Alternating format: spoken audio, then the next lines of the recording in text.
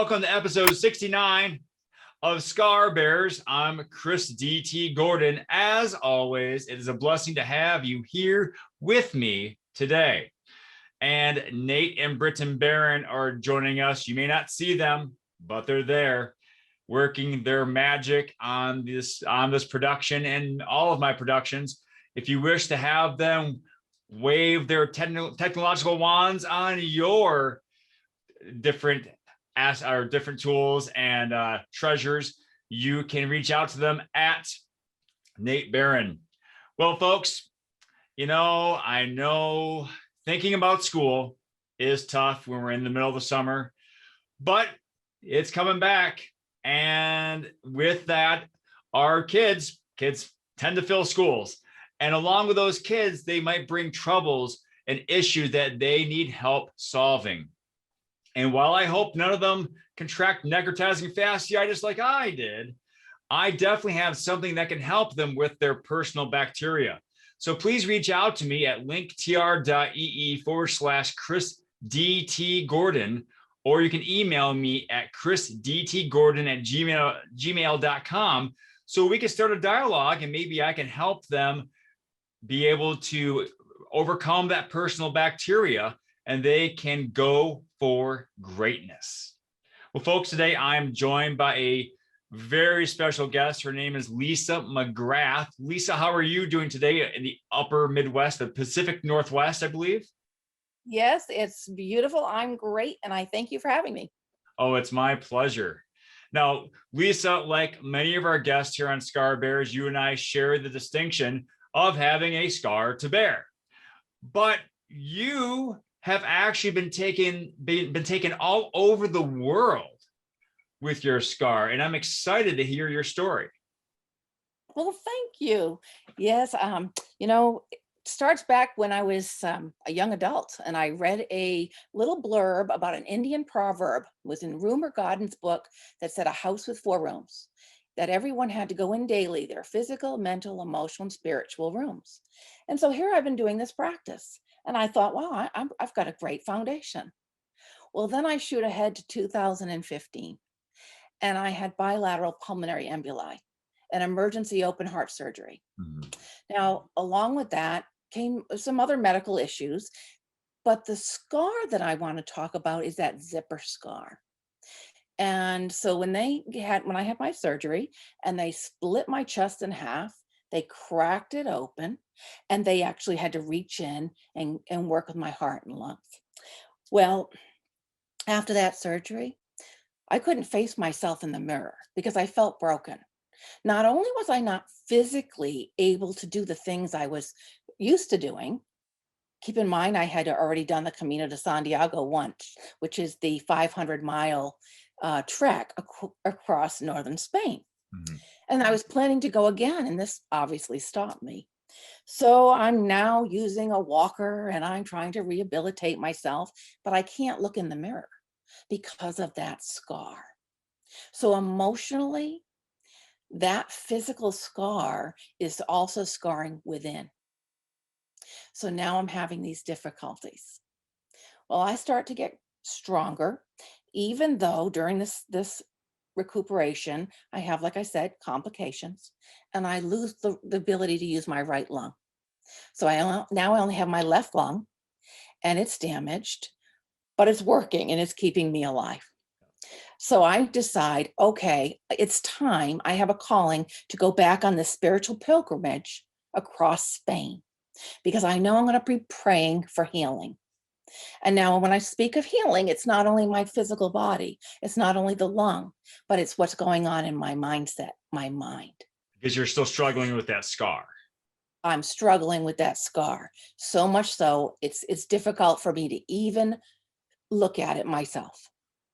So, and I guess I thought of myself as being broken. I wasn't the same. Because that scar reminded me of my limitations. It was reminding me of what I no longer could do, rather than letting me focus on what I already had and what I was still capable of. until I was on this journey. And again, it was a little bit more difficult for me because you have to remember, we're talking about 500 miles across Spain and on foot, carrying a backpack with everything you're going to need, let's say 30 days. Mhm. My backpack was a little bit heavier than it was supposed to be. I will admit to taking a few extra items that I probably didn't need to carry. But what I did learn, particularly in prayer, when I was praying in this little church, it was in Robanal, Spain. And in this little church, so many miracles have been known to happen. And I was praying for a miracle. I wanted to see this scar differently. I wanted my life back. So in that prayer, I go continue to walk. And the next day I get to a place called Cruz de Ferro. Now at Cruz de Ferro, the tradition is you carry a stone from home, which represents the burdens you're carrying. So I had my stone, and truth be told, I wrote all over my stone because I thought I had a lot of burdens at that time. And so I had a lot of burdens written on my stone. And I went to Robanal, after Robanal, and I continued walking, and I get to Cruz de Ferro, and Cruz de Ferro means this tall metal cross, okay, the iron cross. And I climb up this hill of rocks from all over the world. And I place my rock and I say, God, I don't want to carry this burden. Help, I'm going to release it. And as I continued my walk, one of the young guy that I had met, he was from Italy, we began talking and we were sharing what burdens we had released. And I told him about my burden. And he mentioned to me, and he kept saying, we would have these philosophical discussions, but he said, you're beautiful. God created you, you're beautiful. God created, and in Italy, if you've been in Spain and France, it's beautiful country. And here we are looking around and said, this is beautiful. And this is what God created. We split our ways and I continue to walk on my path. And I'm still praying and I'm still thinking and reflecting about this. And then I realized, it was like an aha moment with the gold. There were sunflowers everywhere, but the way the light was hitting, the golden light, I realized that this scar was filled with gold, just like the Japanese form of kintsugi, which is taking the pottery, the ceramic, and when it has a crack, people think, oh, it's no good anymore. We have to throw it away. Well, that's how I was thinking about my life. Mm. It's no good anymore, right? It's broken. But now with this pottery filled with this gold, this precious metal, it's even more valuable because now it's stronger. Now, have you ever, I'm assuming you've heard of that Japanese practice before this moment, but it was when you saw that golden light reflected that you made the connection.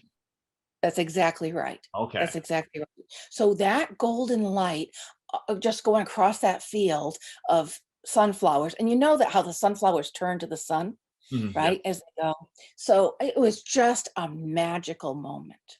And at that moment, I realized that I was perfect the way I was, which was the same message I had heard in the church, which was the same message that that young Italian and I were talking about, that everyone is perfect the way they are. Mhm. And so that became a healing, not only my physical sense, but for my mindset and how I saw myself and my perspective. And just that little it was a paradigm shift, really. Yeah. It made all the difference because now I could go back to my regular practices and my gratitude practice and realize I have so much to be grateful for. Mhm. I have so much to give. But the thing that I didn't tell you, one of my prayers to God the night before my emergency surgery was that if I survived, I'd make my mess my message. And now I am talking about things that I never thought I would ever talk about, Mhm. including bearing this scar. So I really became a warrior. I became the voice, because everyone has a story. Mhm. but I became a voice to tell others that we all have scars that we bear. And if we keep picking at them, they're going to bleed. And and when we're within our story, we pick at it, it bleeds. But when we allow it to heal, we're on our story. And when we're on our story, we have the ability to share that story with others. And if they're open to hearing and to healing, they can take that same message and they can heal their wounds and allow them to be scars. I agree totally. I've heard that phrase before, make your mess your message. And, so many people follow that adage. And it's true because none of us is perfect. We all have scars, either physical, emotional, mental. And by realizing how to embrace them for, frankly, the gifts that they are, we can help others do the same. I like to say that scars are tattoos for tough people. Ah, yes, So, that's very true. That's very true.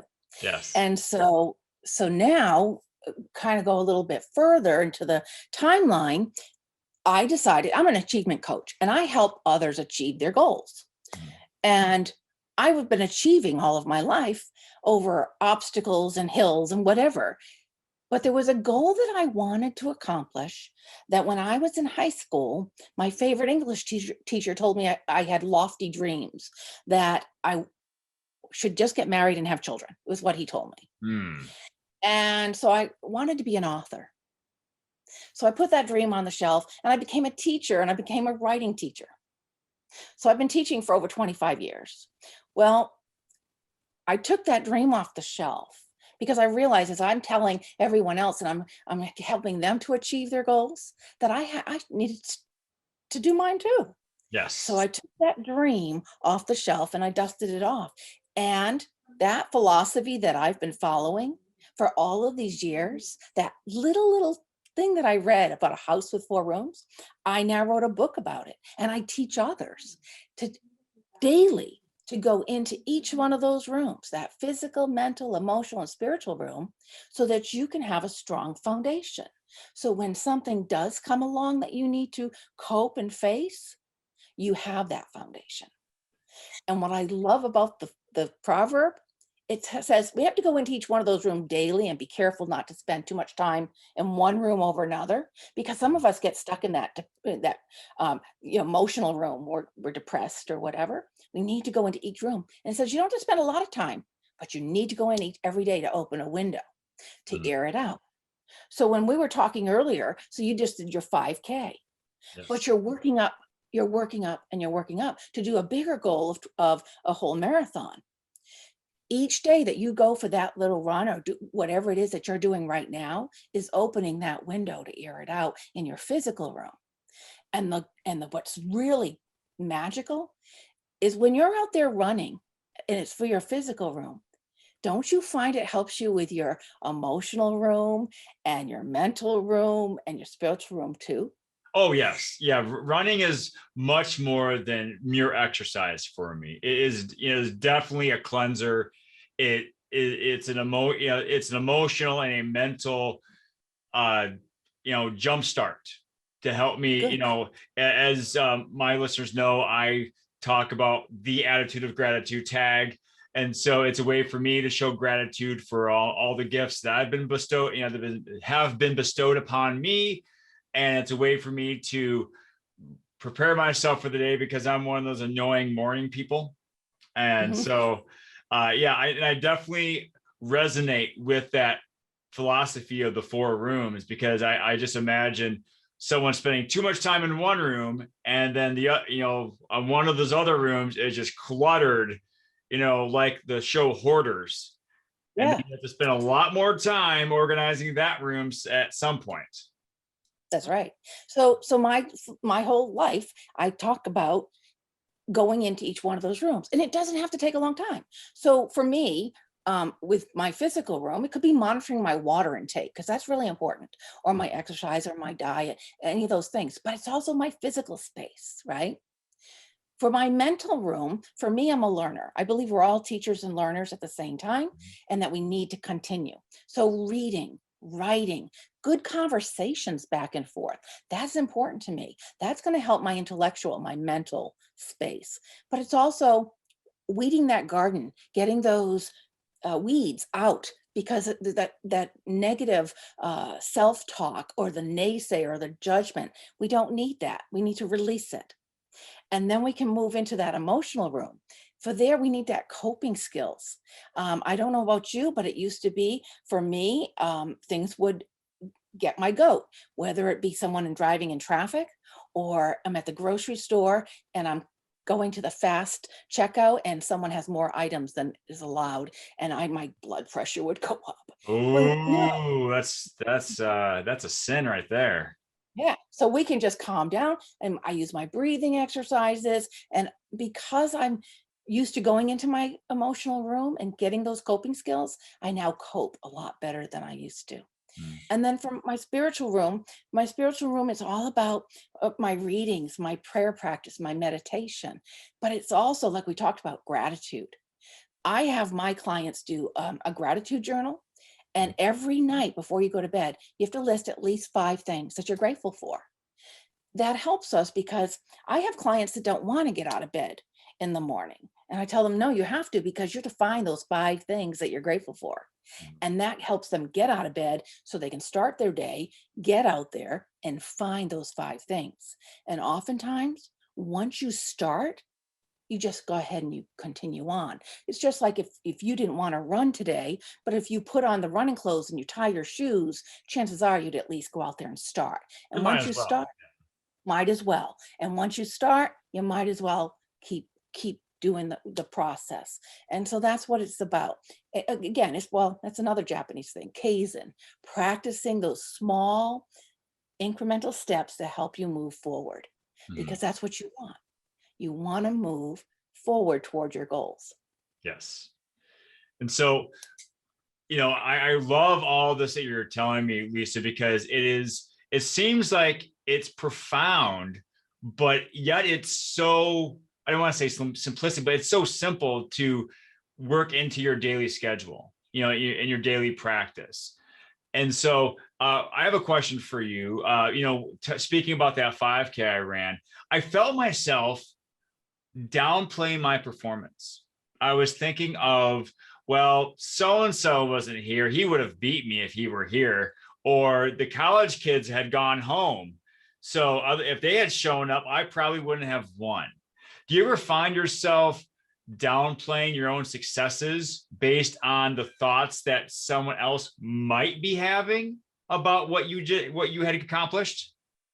Good question. So you're not in competition with anyone else. You're only in competition with yourself. Mm-hmm. Your goal is to go out there and run and make a better time, because I'm assuming you're going after time and distance. So your goal is to beat the time you did yesterday.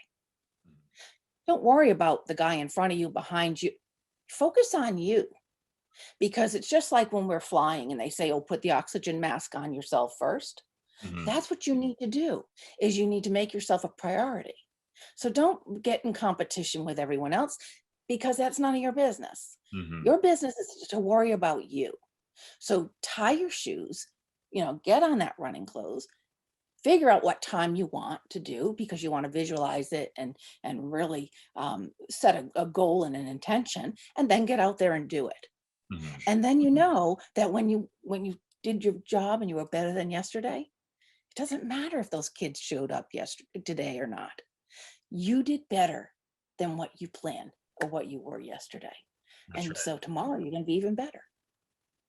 That sounds like good advice. And so I don't think I don't think I revealed this. I am also a teacher. I teach middle school special education for an online school. And so what level do you teach? I've taught all levels. I started working at a college, and I taught in the humanities for 12 years. Mhm. And then I taught high school for 25 years. What So what level do you feel you resonate or you connect best with the students?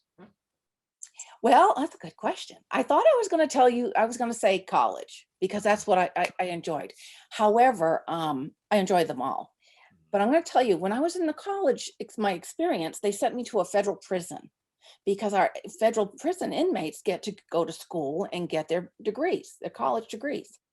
And so I would go in and I taught humanities and writing and art classes and business classes. And one day I was saying goodbye to one of the inmates. He was leaving the prison to go to a halfway house.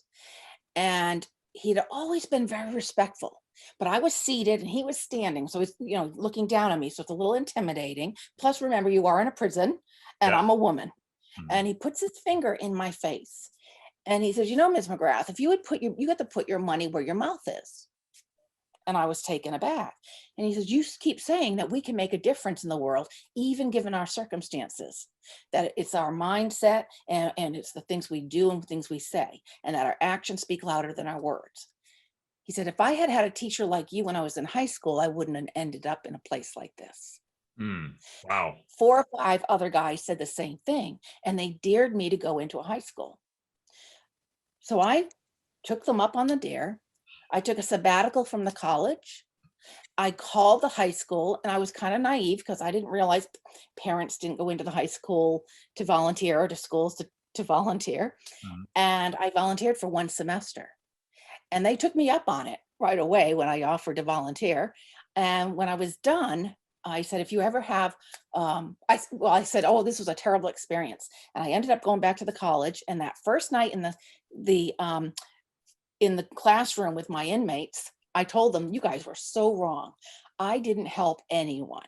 I didn't make a difference that whole semester. Mhm. And I started telling them about why I was almost late.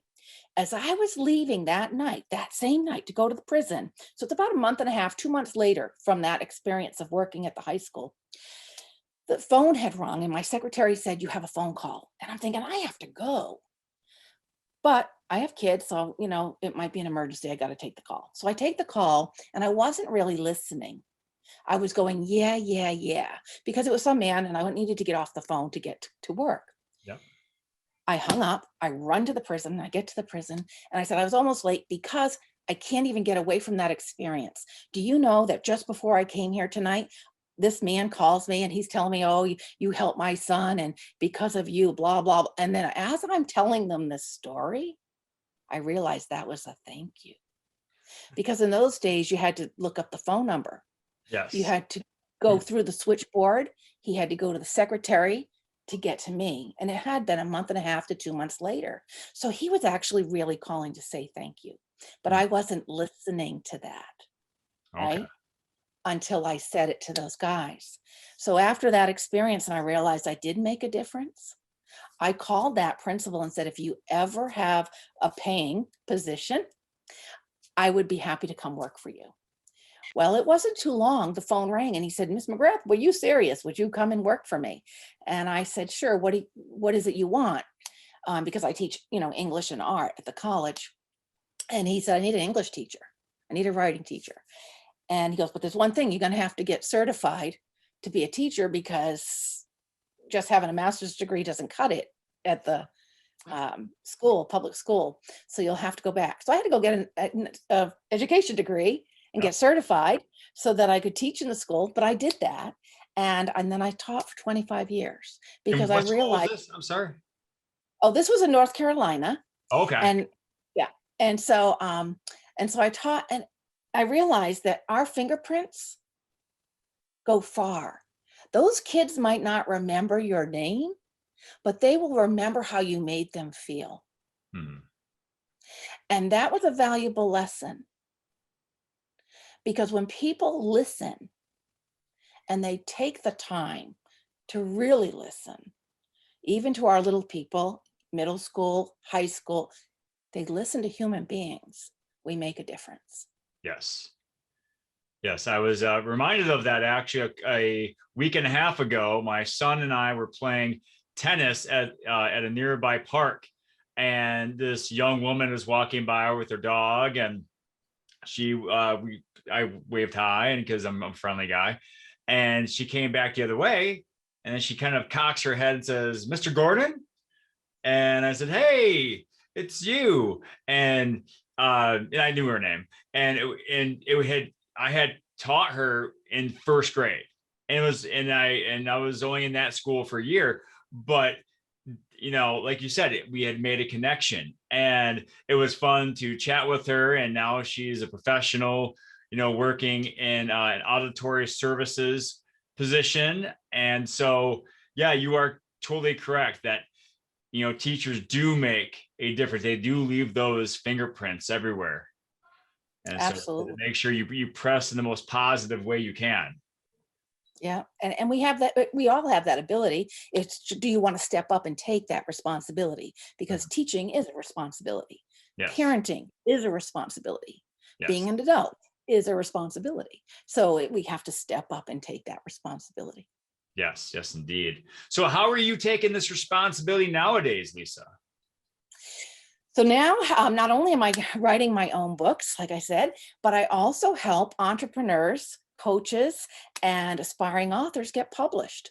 I have an anthology, an international best-selling anthology. It's Pages with Purpose. And I teach a writing, publishing, and marketing course. And each of the participants, they submit their chapter of why. Why do they do what they do?